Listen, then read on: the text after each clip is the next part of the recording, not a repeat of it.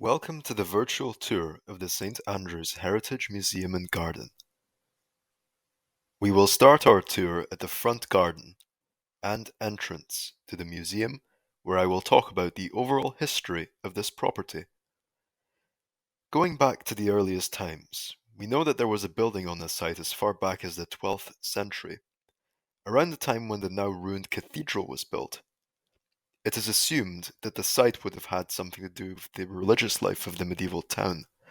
If one were allowed to speculate, it could perhaps have been a pilgrim's inn. Regardless, the current building dates back as far as the middle of the 16th century. This is surmised due to the fact that no cathedral stone is found in its structure, which was used in the construction of the surrounding buildings after the cathedral itself was left to fall into ruin in 1561, during the Scottish Reformation.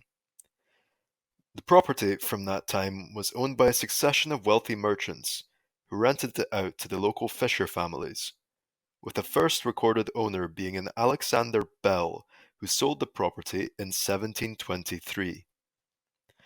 In the 19th century, onwards to the 1930s, this area of the town in general became notorious for its squalor, and measures were taken by the authorities at various points to solve this.